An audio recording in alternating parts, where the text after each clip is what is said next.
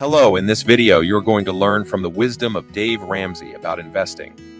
You guys know by now that I'm a firm believer that the borrower is slave to the lender because your most powerful wealth building tool is your income. And when you haven't committed your income in the form of payments to everybody else, you can invest it and become wealthy.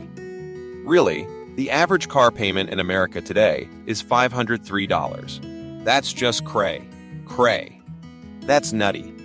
If you invest all $500, a decent growth stock mutual fund from age 30 to age 70, you'll have over $5 million. That one thing will make you worth $5 million. Isn't that amazing? And so I've become known for getting people out of debt. It changes your family tree. It changes your retirement. You retire with dignity. You don't have to buy that cookbook 72 ways to prepare Alpo and love it, but you have to do it on purpose. And getting out of debt in order to invest is the shortest way. And what is amazing to me is that almost the entire financial industry focuses on one part of the equation, and that's the investing part of the equation. And they all have a bunch of theories. Now, I've had all the letters and licenses after my name. I have a degree in finance. I've had all the licenses in the business.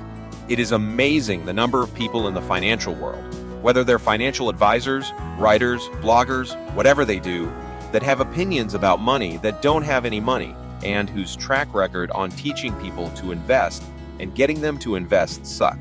3% of the public is where all of those people make their money off wealthy people.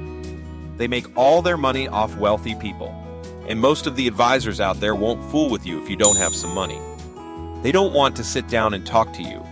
And so we start teaching people, of course, all these years ago, how we invest. And then, as we've met with many thousands of millionaires over the years, how did they invest? What are they doing? Well, we suggest, and I personally invest in good growth stock mutual funds. I spread it across 4 types: growth and income growth, aggressive growth, and international. And I buy mutual funds that have at least a 10-year track record. Well, Dave, shouldn't you just buy index funds? Well, you can if you want index funds. Basically, an S&P 500 fund mirrors the market. That basically is the stock market. And so you're going to do exactly what the stock market does, good or bad. The mutual funds that I buy outperform the S&P 500, and they're really not that hard to find.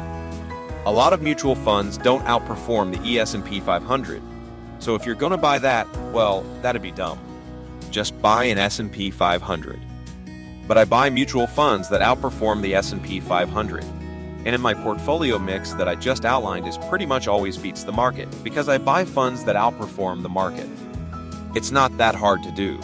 You open up the prospectus and there's 2 little lines on the graph. One of them is the S&P 500. If the mutual fund you're looking at, if that line is below that S&P 500 line, don't buy that fund. This is hard, really.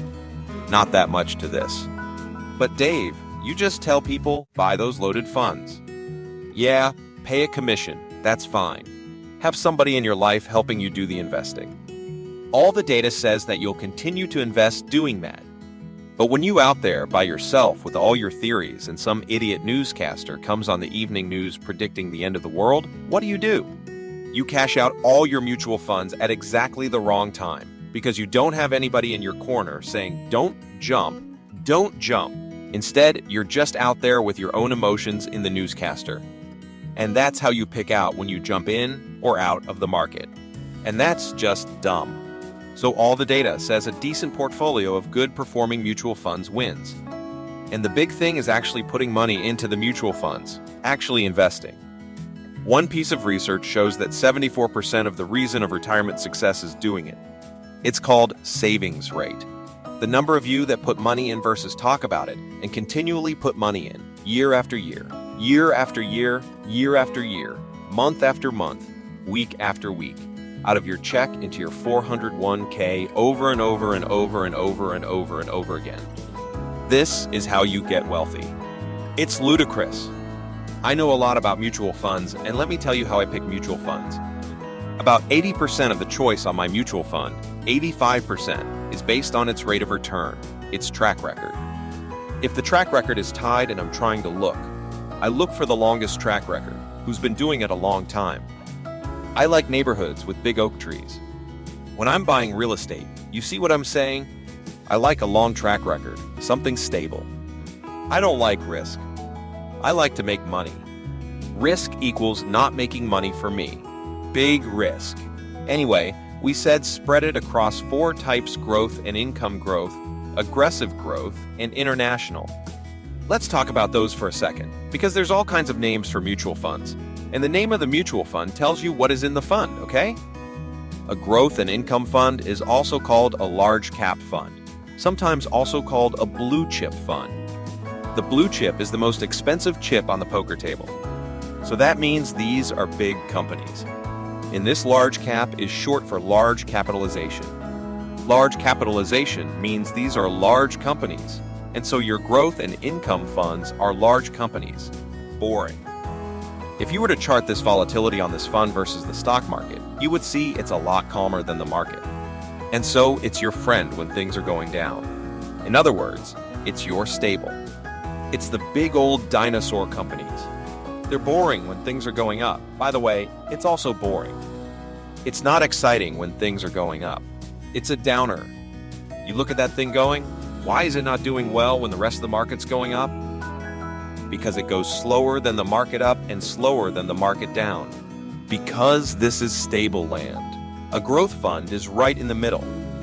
The S&P 500 index fund would be considered a growth fund. A growth fund is companies that are growing. They're kind of medium-sized companies. So you might hear it called mid-cap fund. These are just standard growth stock mutual funds. There's a whole lot of these out there, ton of funds that fall in this area. The idea is pretty simple, that the growth fund that's kind of right there in the middle. You want something in the middle. It's pretty much going to do about what the market does in terms of volatility. But you can get mutual funds that are growth stock mutual funds that outperform the S&P 500. You can even get growth and income funds, even though they're not as volatile, that outperform the S&P 500. Then there's the aggressive growth fund. This is the wild brother, okay? It's the crazy one. And so you might guess, it's going to be also called a small cap funds. These are the small companies. The startups a lot of tech companies would fall into. They're very crazy. All the fun, weird stuff is in there, and that means some of it fails and goes to zero.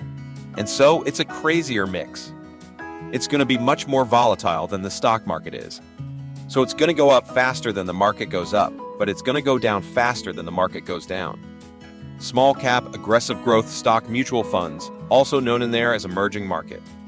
You would call it that too as well. International funds mean that the stocks in it are overseas companies. They're not American companies. It has a kissing cousin called a global fund. If you think of a globe, what is it? It's everything. So that would have international and U.S. companies in a global fund, and it would be a cousin to an international, by the way. American companies generally outperform other international companies by and large as a group. And so your international fund will be your worst performing of the 4 over the last several decades. And a global fund will outperform an international fund because you put some spice in there.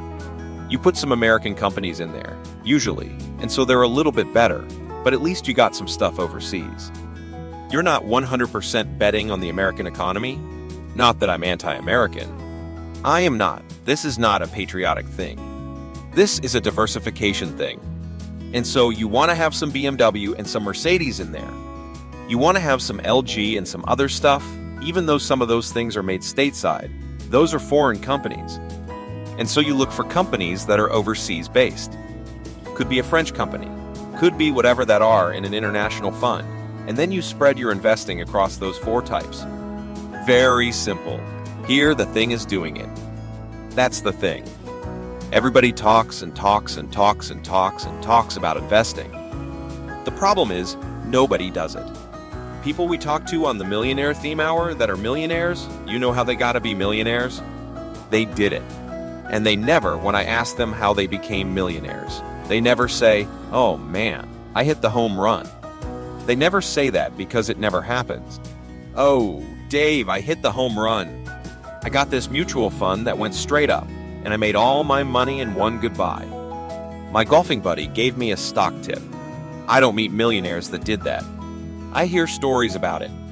But a golfing buddy with a stock tip is like a golfing buddy with a fishing story, the one that got away. I mean, it's just everybody's got an opinion, and it's all a bunch of crap. And so you just have to really stop and go slow and steady. Actually, investing is the way. It's the way. It's the only way to go. So growth and income growth, aggressive growth, international, don't chase the returns.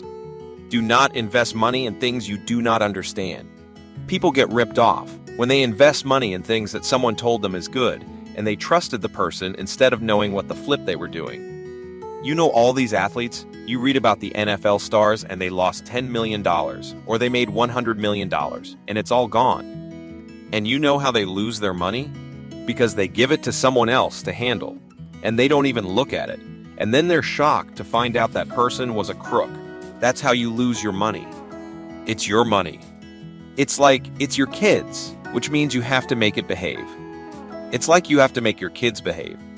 You have to do that if you want good kids. That's how it's going to happen. If you want money, that's how it's going to happen. You have to understand it now. Now, you don't have to have a master's degree in finance.